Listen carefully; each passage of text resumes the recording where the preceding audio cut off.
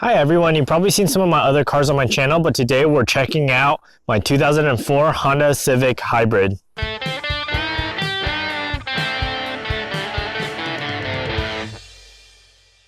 You're probably wondering what there is to talk about when it comes to a 2004 Honda Civic, and you'd probably be right for the most part. But the one thing that does make this car a little bit more interesting than most other Honda Civics is that it is a hybrid, but it's also got a manual transmission. So let's check it out. From the exterior, this looks pretty much just like any other Honda Civic out there from the same generation. There's only a couple things that really give it away as a hybrid. Number one, the color, and number two, obviously the hybrid badge on the back. It's also got a spoiler on the back, which is really just false advertising because as you'll see in a little bit, this is one of the slowest cars out there. So under the hood here, you can see the integrated motor assist very proudly labeled right here.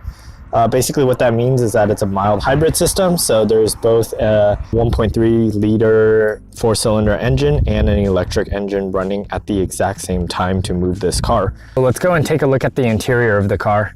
So once you're inside, you'll notice that it's pretty much a standard 2004 Honda Civic. There are only a couple things in here that really set it apart from a standard Civic. The first of all is the instrument cluster. So as you can see, it looks really clean. I'm surprised it had the technology to do all of this back in 2004. But on the right, you can see the integrated motor assist logo again, and all the dials for the hybrid. So I think that's pretty cool. Another feature in this car I wasn't really expecting was the automatic climate control. As you can see, you can just set the temperature and the car will automatically turn on the heat or the AC to get to that temperature. This is a feature that a lot of even new Civics don't have. So, you know, for something that came up from 2004, that was a nice, pleasant surprise. And now, obviously, the most interesting feature in this car, the Honda manual transmission. All right, enough talking. Let's go take it for a drive. All right, here in the driver's seat now, we may have picked one of the most inappropriate roads to test this car out on.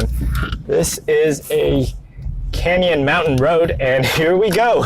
Immediately once we've set off, first thing I notice is just how incredibly slow this car is. Normally I love driving out in the canyons, but honestly in this car it's not that enjoyable. The body roll in this car is insane. It just tilts like this, and that's something that most modern cars would not do.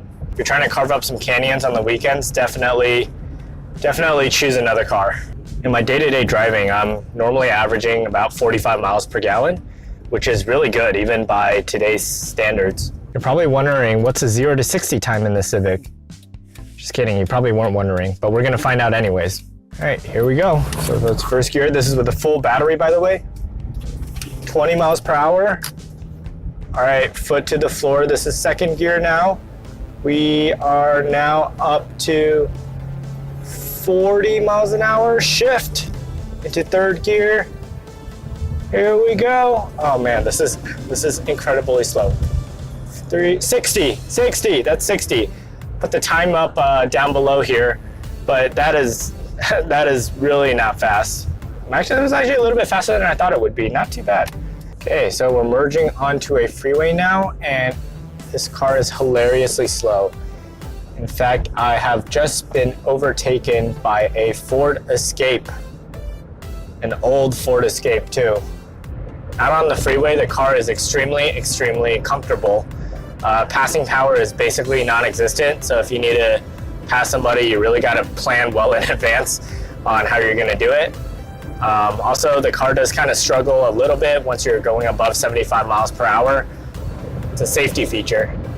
People complain about driving a manual in traffic all the time, but honestly, I think most of those people probably haven't tried it before or haven't done it for a long time. Honestly, I think it's fine, especially when you have a great little gearbox and shifter like we have in this Honda. And honestly, it's something to do in traffic and it keeps me awake. On the highway or in the city, just your general commuting duty, it's really what it feels like this car was built for. Like I said, it's not fast, it's definitely not a weekend car, but it's very comfortable, it's extremely easy to drive. The stereo is really good, and it's a car that really doesn't cost a lot to run. It's definitely not a car for everybody, I completely agree with that, but to me, it just might be my perfect daily driver. As usual, thank you so much for watching. Make sure you like and subscribe, and I'll see you in my next video.